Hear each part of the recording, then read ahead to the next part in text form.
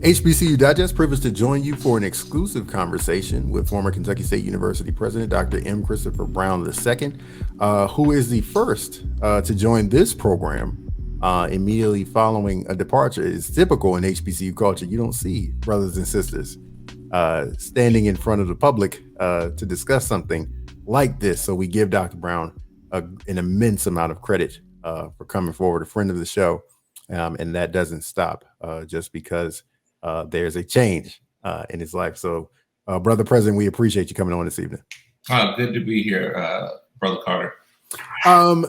It is a day later. Typically, with most things that you do and have done as a president, have done as a provost, have done as a dean, they get a lot of attention. Were you surprised at all at the attention not only of yesterday, but the attention leading up to yesterday? No, certainly for better or worse, my career has always enjoyed a stage effect, and so all the good things that occur, all the questionable things that might occur, and even if it's a not so good thing that occurs, it tends to get media traction.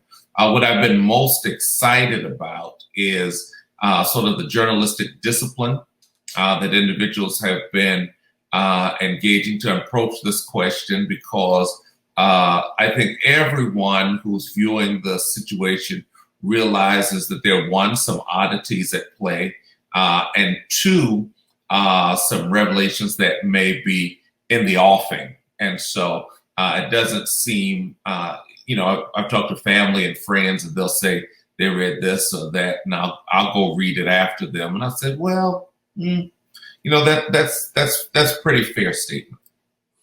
Let's talk about some of that, because it is not unusual in higher education culture to see a departure or a split or a retirement after an extension. Mm-hmm. And this is the case for you. You're not far removed from an extension for a job well done. Here is increased enrollment. Here is some gains that we're making in fundraising. Here is how we're building institutional capacity. In your view, why do you think that? What leads to what a difference a year makes? Well, from being enamored to being amicably split. Well, I think you have stakeholder groups. You have constituencies and you have sectors. So that said, when a contract is running, all of those groups are relatively staid. I think I know for a fact, the contract renewal process and announcement, certainly those who dissent on the leadership approach or the institutional direction were agitated. Certainly, there were those who were thinking, oh, this will be over in 12 to 18 months. And then they're like, no, we're going to do 48 more. And then they're like, oh, no, we weren't prepared for that. That's not what we wanted. And so I think contract renewals, particularly in the public space, can do a few things. One, it can certainly solidify the sense of consistency and stability, but it can also agitate individuals who may not be 100% supportive of an institutional direction. Let's talk about that direction. I think that there's a feeling among laypersons that a president oversees an institution with autonomy, right? And they don't realize the close workings between a president and a board. And I know that there are some areas we can get into and some areas we can't, especially because this is so recent.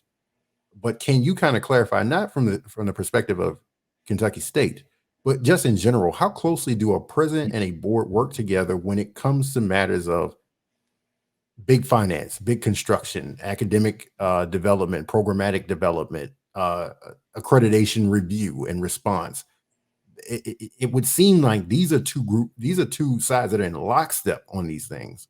And yet with yesterday, it seems like there's a chasm between the president and the board. They don't, Oh, one side is saying, I don't know what you're talking about. well, absolutely. First, I, as a professor, former professor of higher education, I've always said that a university president is the manifestation, the living manifestation of a board of trustees, regents, directors, whatever they're called, of a board's purpose to address the mission at a specific point in time in the institution's history. So that the president is a living manifestation of the board's purpose to address the mission. So at some points, a board may be looking for an academic to grow the institution's ranking. At a different point, the board may be looking for a fundraiser to complete a capital campaign. Another point, the board may be looking for a construction or a builder.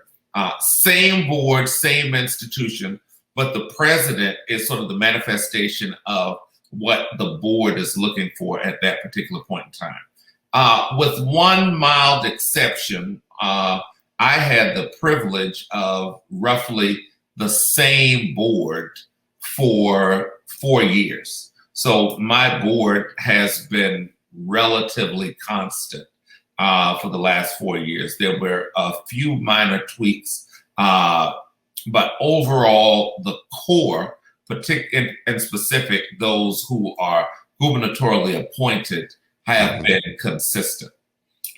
In the last month, so in the immediate aftermath of the extension, we have had 4 swearing-ins on this board. So you're talking about a board of 11 people, and a board of 11 people, and we now have 4 new sort of statutory members. Even more, and I never forget, and I remind people all the time, I was hired on a 6-3 vote, right? So if you got a 6-3, and any vote that has not been unanimous since I've been here has been 6-3. There were budget votes that were 6-3, and this residence hall construction project was a 6-3 vote. So depending on who the 6 are and who the 3 are, and then you make a shift. It's almost like playing 5-card stud. Depends on what you throw out and then draw back in. You could be playing a very different hand in 5 seconds than you were playing 5 seconds before. So I think that's how quickly a board perspective can shift, and board members' approaches to questions can shift. Board members' understandings of the history of things can shift. In the public landscape, I think this is critically important because across the 19 southern and border states, HBCUs, public HBCUs in specific, have never enjoyed the same complement of board appointments that their peers have enjoyed.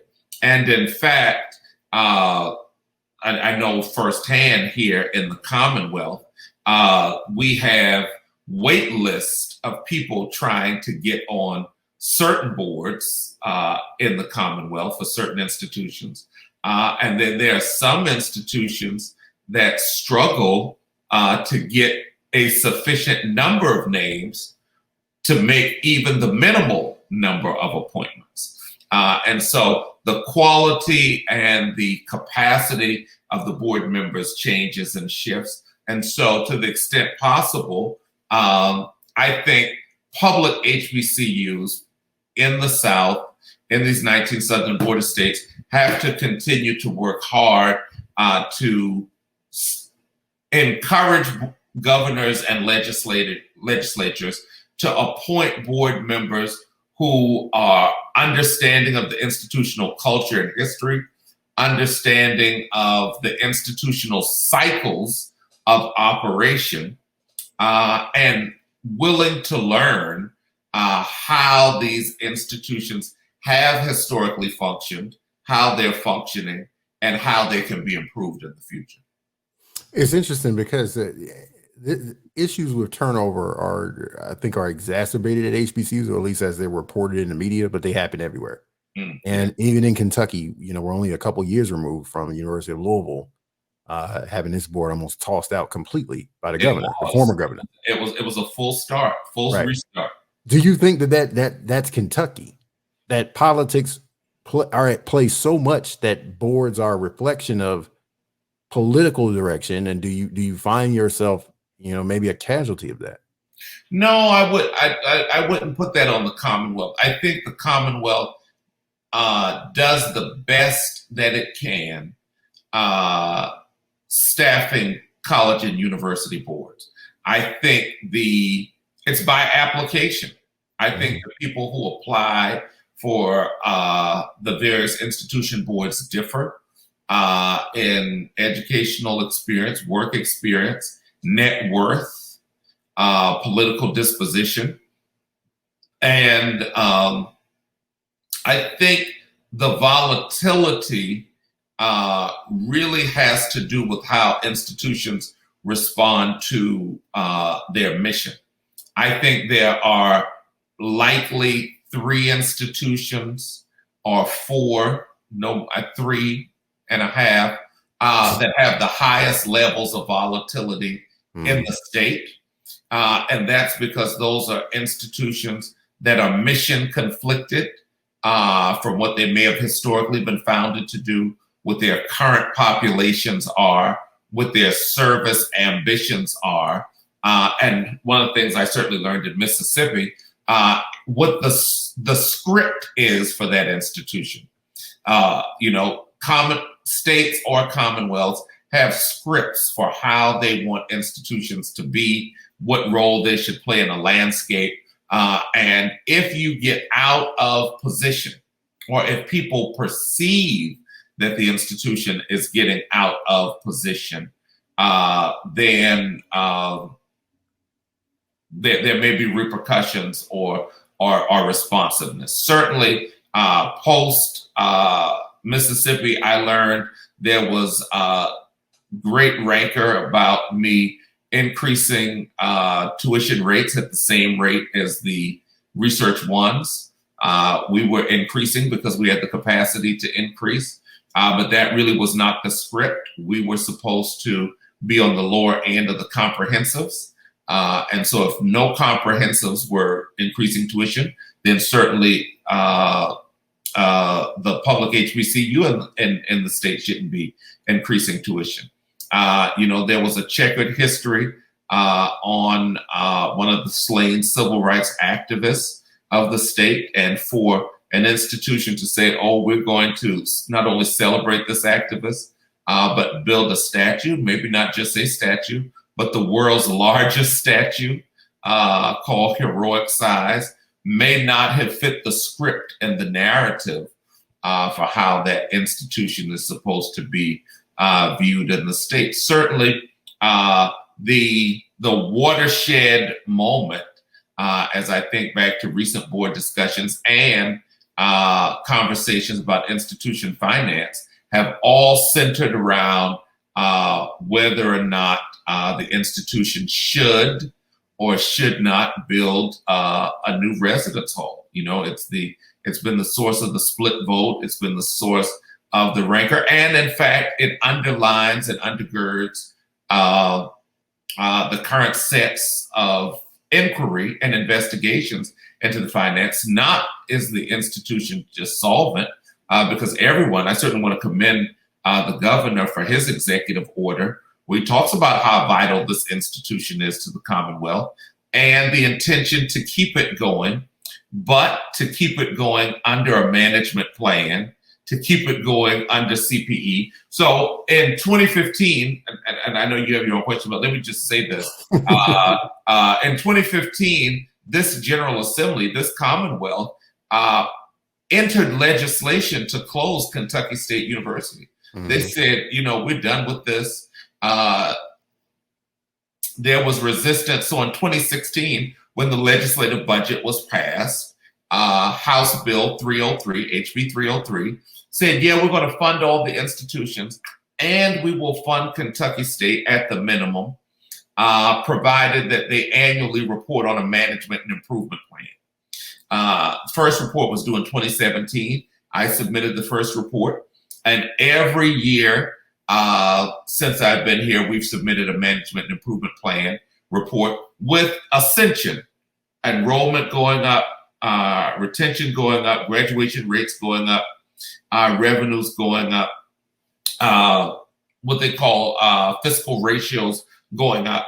This year, this would have been the last year of management plan reporting for KSU. We would have been open and free to operate like anyone else once we submitted this last management plan. Well, the new executive order says, well, let's hit the reset and let's design a new management and improvement plan for the institution. So that'll be another 4 years or 5 years of the training wheels and of oversight, which sort of controls how much movement one can have on the stage, how much exaggeration one can have in acting out the script that has been presented to them.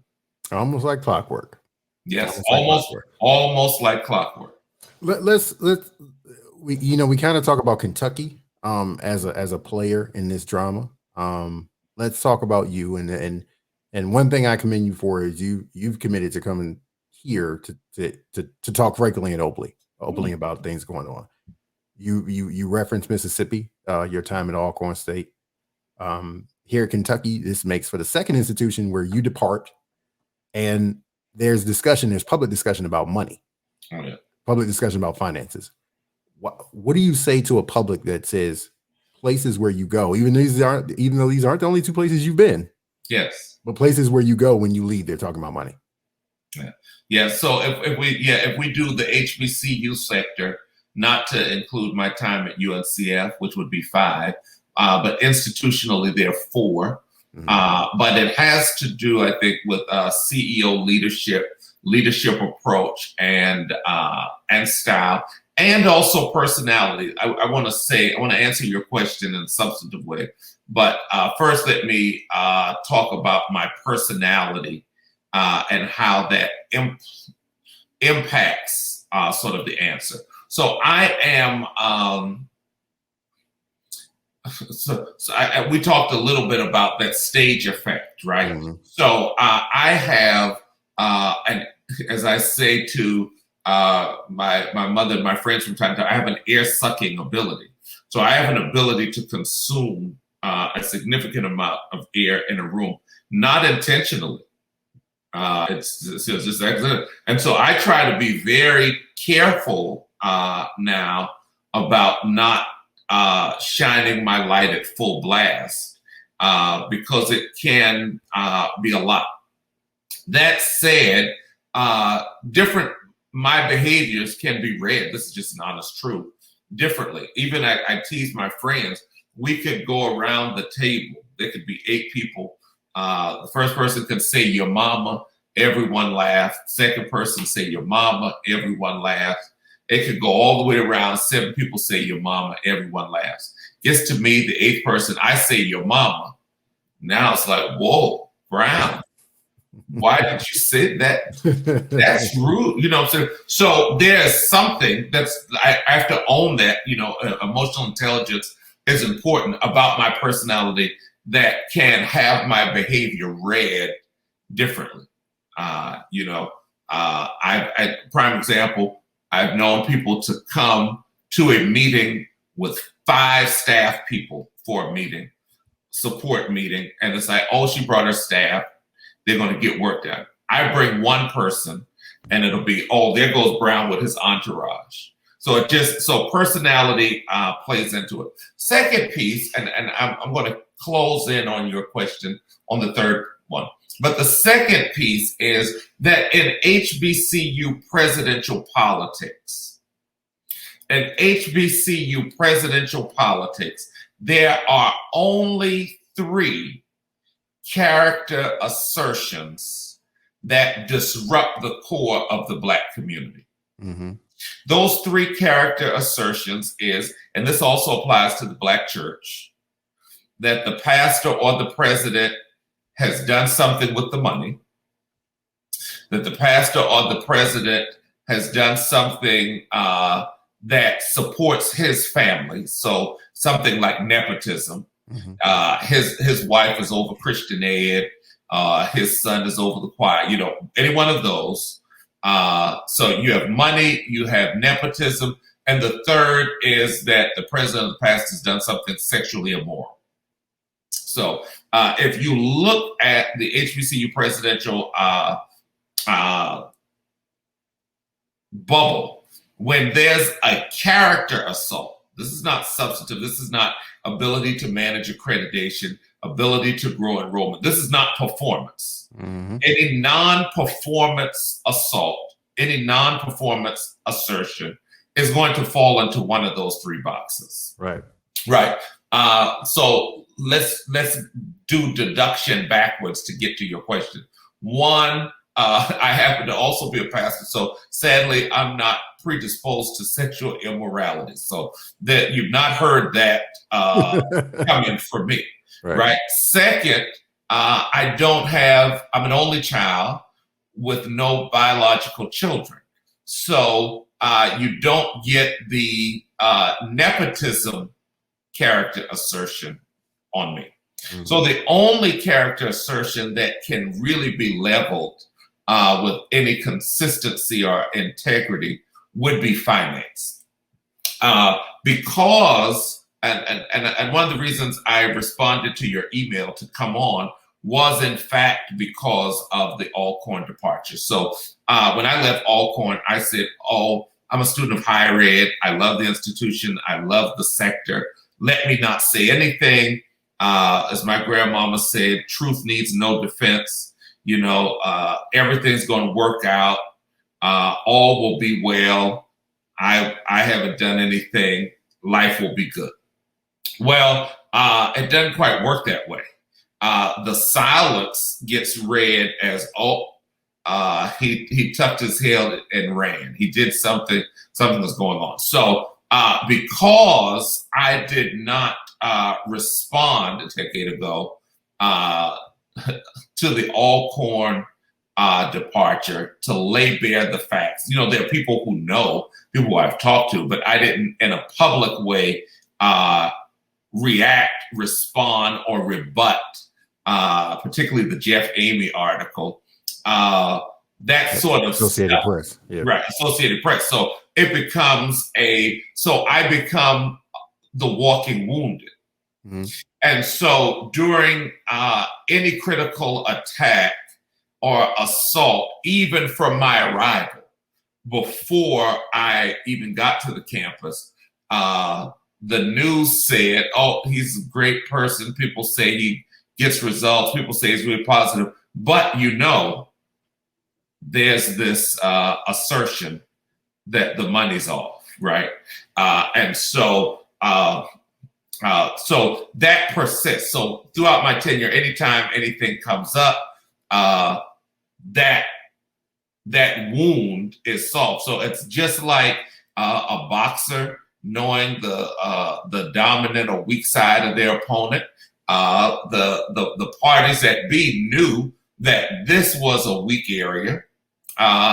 They can't say academics aren't up. They can't say ratings aren't up. They can't say enrollment isn't up. There's nothing. The only area that's not fully defended is this area of fiscal oversight.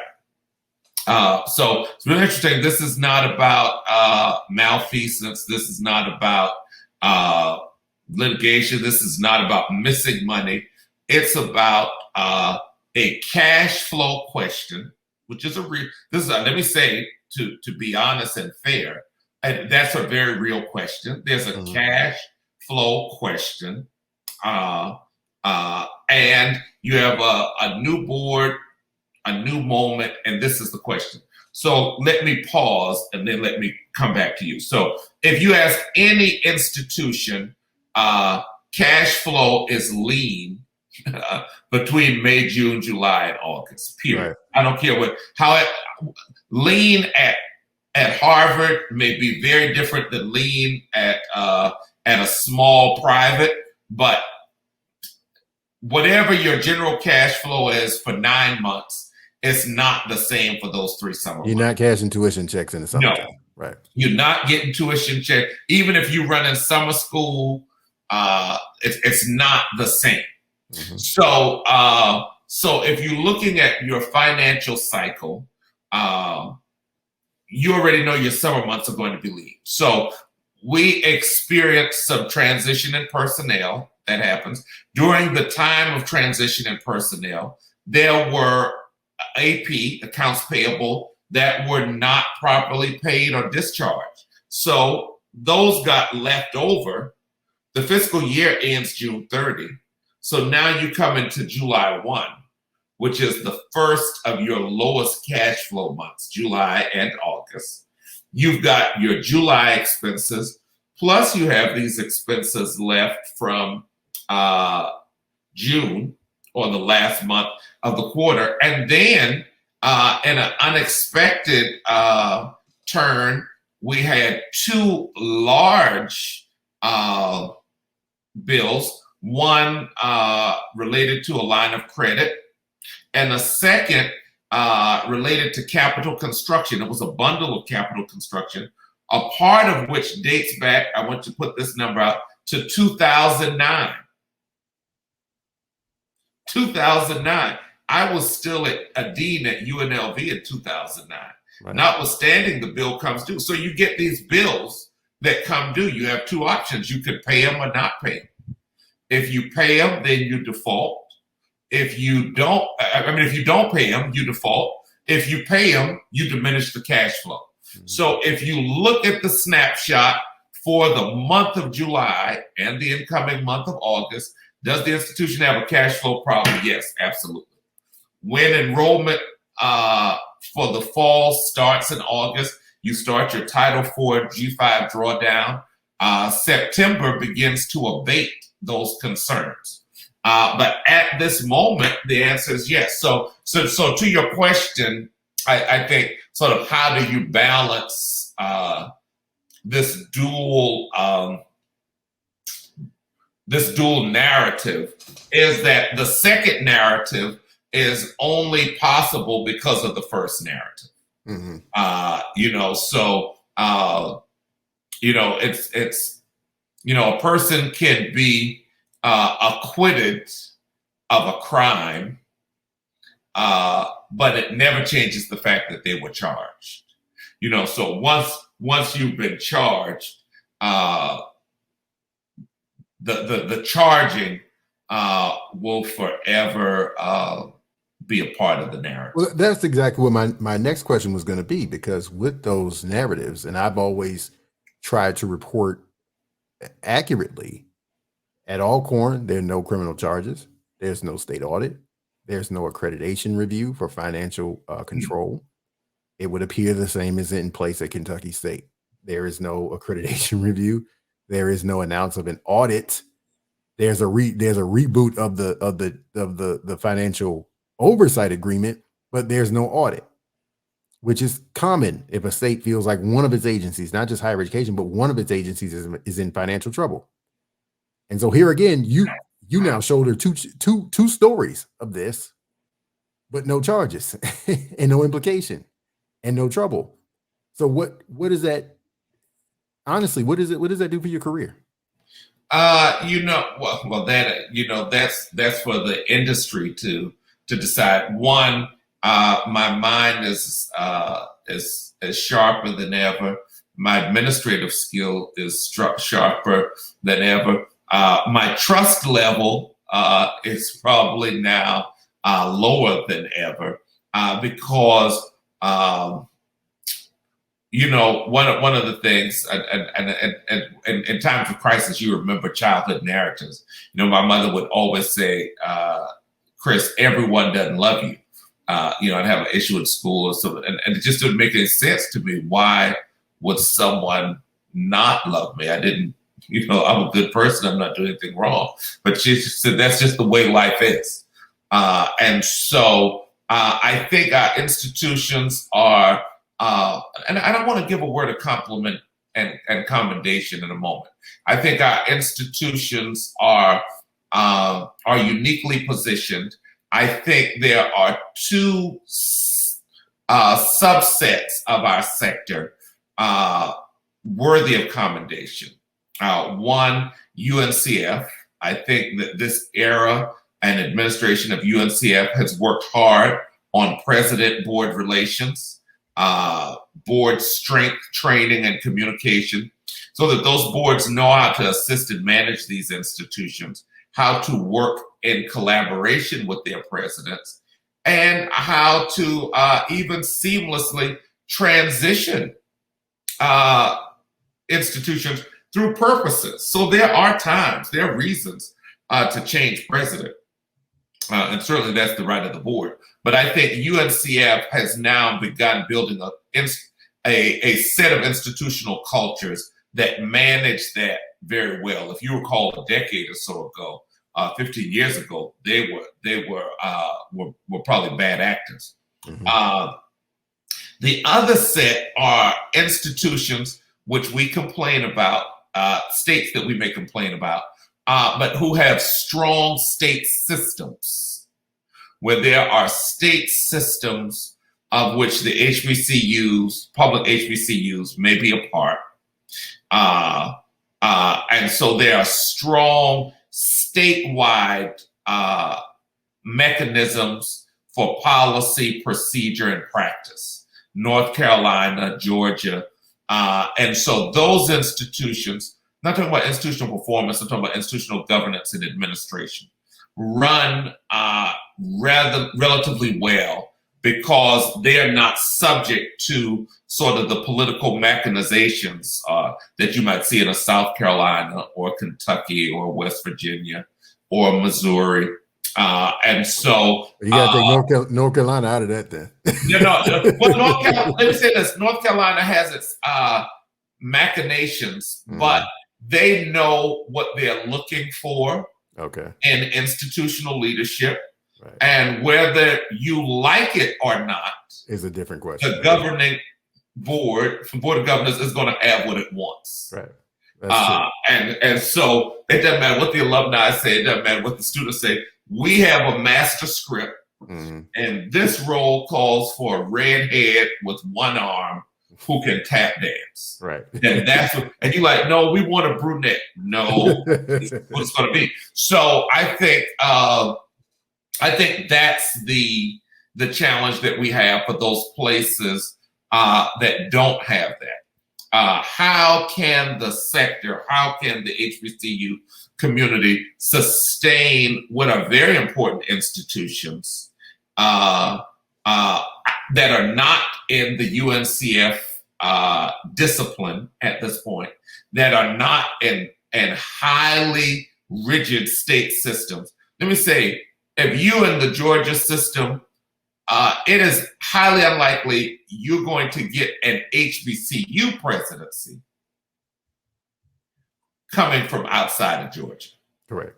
Now, one of the other ones, those are different, but you're not going to get one of those coming from outside of Georgia. Sometimes assistant office. Right. And North Carolina is going to be, can you read this script in the tone and tenor that we have decided? It doesn't matter what your educational background, doesn't matter what your work experience is. We need someone to do these 5 things every day. Are you willing to avow to do that? And if you will, then that works in that space. Other states don't have that same level of homogeneity at this point. As we're sitting here talking, I'm looking at some of the coverage, I guess, over the last 24 hours. There is a peculiar emphasis on lawsuits and how they factor into your separation from the school. And that's weird to me. I like for you to comment on that, because seemingly every organization goes through lawsuits. So I wonder if you feel that there is a unique take given that this is a talking point in why there's a separation between president and institution? Let me speak. I guess I'm not an employee, so I guess I can't speak on litigation. I was about to give our official line that the university didn't comment on litigation. But let me say this: no large agency, organization, entity, company. I shouldn't say that. Very few large agencies, organizations, corporations, or companies are going to be able to avert litigation. Whether it's a big box store where someone falls in the parking lot or slips on the aisle, whether it's a large company where their personnel policies are not clearly articulated. So I will say this. All of the litigation that was reported on is dated. They're all from 2017, 2018, which was the time, and there's a campus address or campus communique that I wrote called Turning Over Rocks, where there was lots of personnel change. And one thing I will say about my former institution, KSU, is that it is highly litigious, highly litigious. Everyone feels the right to sue. The pencil sharpener was broke on the second floor. I had to go to the third floor. There's going to be litigation. That's the nature of the way tort law is in the Commonwealth. And the way the legal profession works. It's almost like tickets in Las Vegas. Police write tickets all day, every day in Las Vegas, which is where I'm from. And they all require a court appearance. You can be going 5 miles over the speed limit. You can be drunk. You have a court appearance. And there's a whole cottage industry of lawyers based on ticket writing. Oh my gosh, I don't know what would happen if you didn't hire a lawyer. You have to hire a lawyer if you get a ticket. They have a flat rate. They're going to get it dismissed. But if you go to court yourself without a lawyer, I don't think that's going to work very well. That's just not the way the industry works. So in the Commonwealth, everyone sues for everything. Certainly when I arrived in 2017, I think we had 21 pieces of active litigation against the institution. Those numbers are down drastically. We're down to just a few, or they're down to just a few. What interesting thing is all of the cases that are being talked about are interrelated.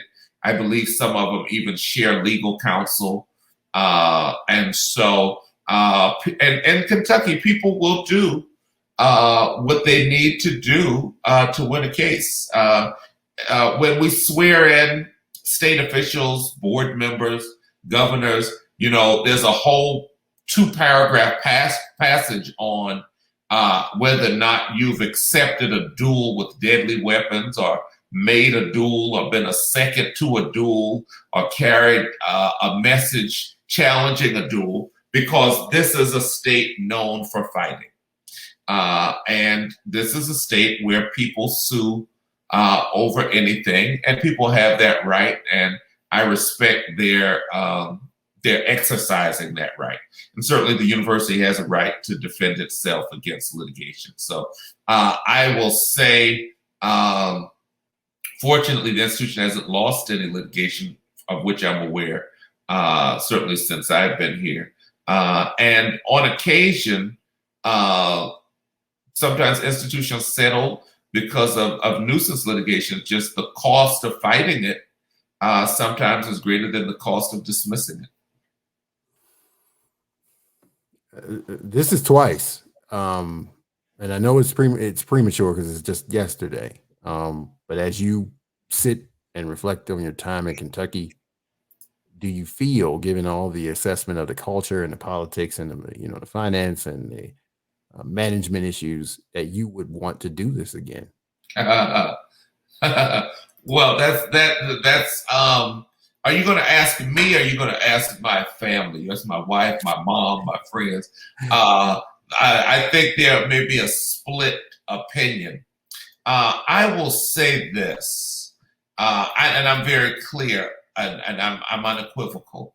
I do believe in God. I believe that He is the great architect of the universe. I believe He is the divine orderer of human existence. And that I do believe that for those who are believers, that their steps are ordered, even the good and the bad. David says that, yea, though I walk through the valley at the shadow of death. So that means that even David's path it requires some valleys and some shadows of disappointment and some ominous moments. But he says, but the Lord is with me.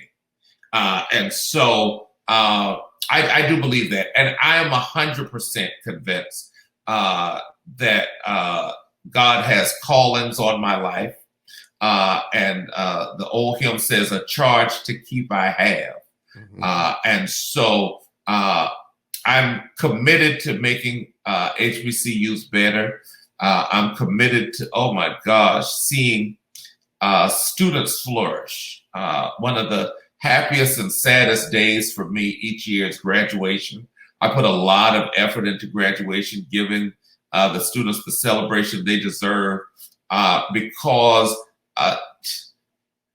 I see it. I'm the one who has sat there to see a grandmother.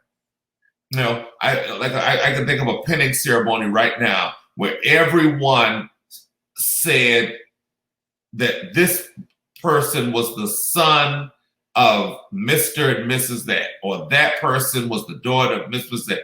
And I'll never forget that one girl who woman now, came across the stage and said that she was the granddaughter of so-and-so.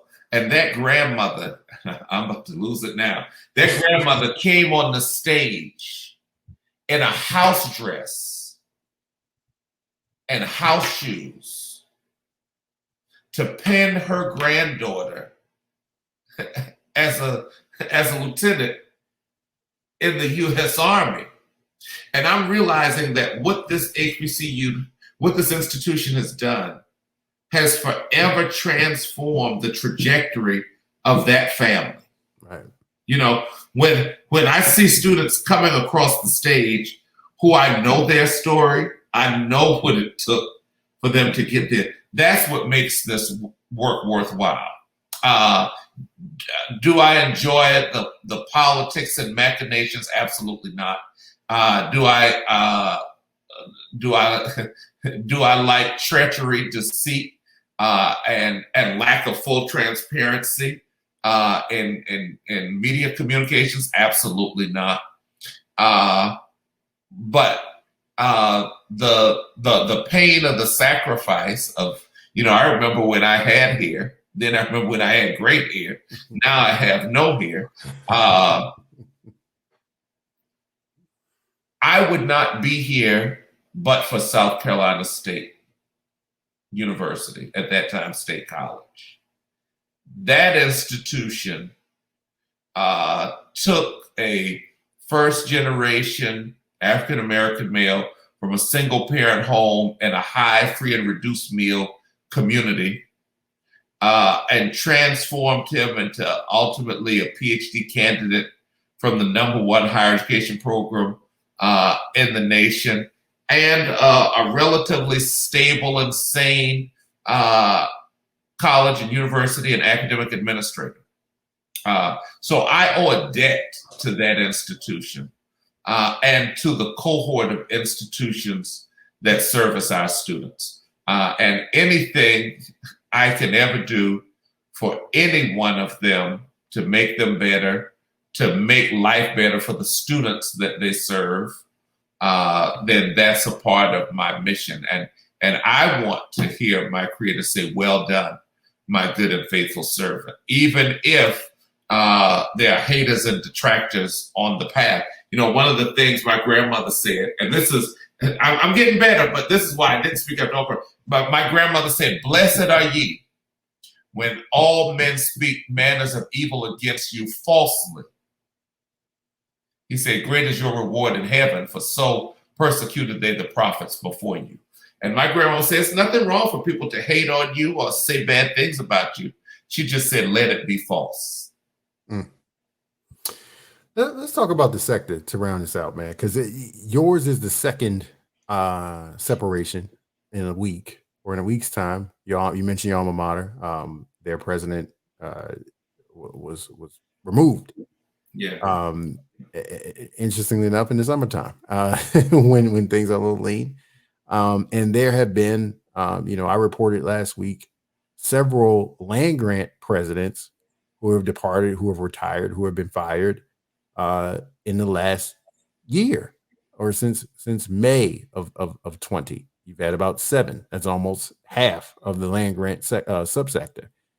And so when we think about these departures, when we think about what turnover means to an institution, how that impacts personnel, how it impacts strategic vision, strategic planning, how it impacts athletics, how it impacts recruitment, donor engagement, legislative lobbying, a lot of things change with one person.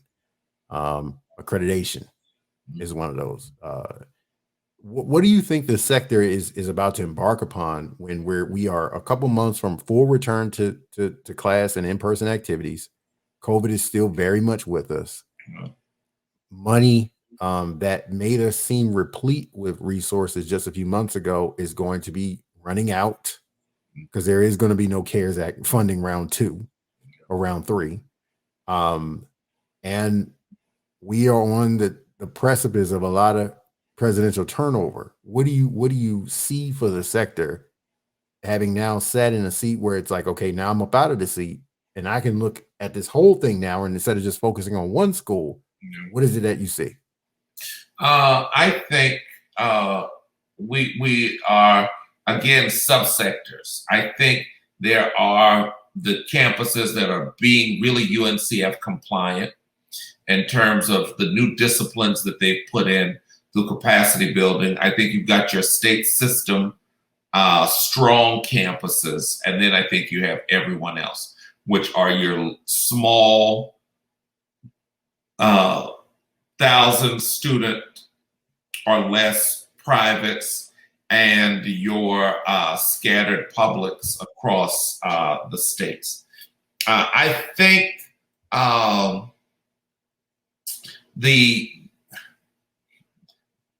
say this. I will say this. The landscape, both in terms of persons occupying institutional leadership, the student cultural experience, and I think that's critically important, and the public narrative post Kamala Harris, Raphael Warnock, will be significantly different 16 to 18 months from now.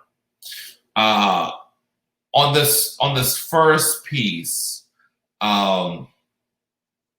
there will be transition, some natural retirement. I think some people will also fatigue out. So for example, I worked every day from COVID until today. Today was my first day off because COVID didn't mean I got to telecommute or I got to work from home or that I was taking classes online. It was still institutional operations and crisis management at the same time. So I think there's going to be a significant person change in the space, not all bad, but I think the challenges of the job are definitely shifting. The nature of the job is going to shift. In that middle space, the culture, HBCUs are known not for their human composition, but for their cultural climate. Mm-hmm. Right? So it is the cultural climate that makes up the unique space that makes us cultural repositories of the history of racial segregation in the nation and all the possibilities that come out of it. And so for the 300, 500,000 Black collegians who were out of these institutional spaces for the last 16 months or so, either in full or in part. And now with the election, we'll get to in a moment, people are looking, they want their homecoming back, they want their probate back, they want their step show back, they want the bank, but all of that is returning at the time when we no longer have all of the CARES funds for the PPE purchasing, which is your hand sanitizer. Face masks are back in style. Now you're going to have just as much testing, rapid tests ideally rather than antigen tests. And the White House gave free tests out years ago or a year ago, but I don't know that that's in the offing. So now that means you're going to have to buy a subscription to service for testing. And I'm not sure one of the good or bad about our community is that we've not faced a public death from COVID, right? Mm-hmm. So there's been no major Black celebrity die from COVID. And so as a result, our students and our cousins, our nieces and nephews feel immune to it. You know what I'm saying? Yeah, I got to watch out for COVID, but they don't want to take the vaccine. These are smart people. They don't want to wear a mask because for 12 months, they were told they were too young to get it. They were too strong to get it. And you're going to have all of these people having kickbacks and everything else. And I think it's going to be a challenge. The last piece is the phrase HBCU mm-hmm. is now a part of the public discourse. It was a part of different community discourses, but not the public discourse. Yeah. And because it's now in the public discourse, people are running around talking about critical race theory, which I have no interest in talking about. But there's an underlying theory called interest convergence. And interest convergence says that whenever the dominant group, you can put race, gender, whatever you want on it, supports the interests of a subordinate group, they have a vested interest at stake as well. Mm-hmm. And because HBCU is now in the public discourse, you're going to hear state legislatures, politicians, commentators who still don't really understand the history, the concept, or the construct, using it and saying, how can we use these institutions to advance our interests and our ends? And so you're going to see HBCUs at play, partnering, stakeholdering, networking, consortiuming in ways that they have not done before. But I'm not sure that the outcomes are going to be any greater than when they were working alone by themselves. Any room for optimism? As you say, you're optimistic about your future. You're optimistic about your faith. Any optimism for the sector at large, given all that's at stake? One of the great things, as I said to an alum who called yesterday to express their sentiments on my departure, I said, institution's been here for 135 years. It's strong, rich, and resilient. It'll be here for 135 more. I believe some of our institutions, we saw the major hires at Howard. We see growth spurts in even some of our smaller privates. Some of our institutions, to borrow to borrow some hip hop language, are living their best lives. They really are there, and their management is being responsive to it. And even though there was some critique I heard, I don't listen to Digest After Dark past my bedtime. And I heard it's unscripted, so I don't want to know what you're talking about after dark. But that said, I know there's been some critique about changes that campuses are making to their board structure. But I appreciate that some boards and campuses are trying to ask themselves, how do we look? How should we look in the future to make sure our campus is in the best position to be successful going forward? And I think to the extent that boards can clearly articulate what purpose they want the president to fulfill based on the mission of the institution, that alumni can grow themselves as significant recruiters and fundraisers for their alma maters, and the faculty can remember, should never forget, that our purpose is to make our students better than we were, that the future of our industry and our sector will remain bright. In those small pockets in states and commonwealths where boards and government officials may have forgotten that, there'll be some rocky roads ahead. And then the final thing, and we appreciate you again, brother, for taking this head on, especially so recent. If you haven't had the opportunity to do so, what is the thing that you would say to your alumni, students, faculty at KSU? One, that we are thorough. It's a thorough campus, and thoroughbreds together is been absolutely wonderful. We've had 4 years of ascent and progress going up. We've moved onward, upward, and forward. And my love for the green and old gold will remain strong.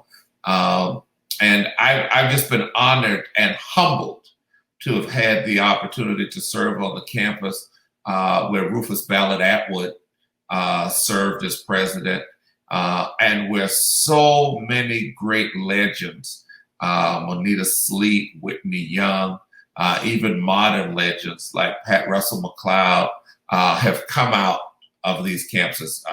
Elmore Smith, great basketball great. Anytime, Barbara Hatton, who was president of South Carolina State when I was a grad student at UK, University of Kentucky, and this is really old. This is 1993. Back then we had camcorders, Beta and VHS. I borrowed a VHS camcorder from the University of Kentucky for my leadership class and drove to Orangeburg, South Carolina to interview Barbara Rose Hatton, first woman president of my alma mater. And she said that there was not a day, and I found her words to be true.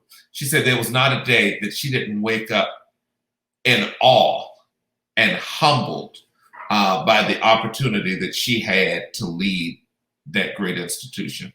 And there's not been a day that I have not woken up or been awakened in awe and humility by the opportunity to serve and to be the 18th president. I knew that there were 17 people before me, and I reminded people all the time that there would be a 19 that would come after me, and that this was my time to steward the ship. And I hope and pray that people will always remember that I left Kentucky State University better than I found it.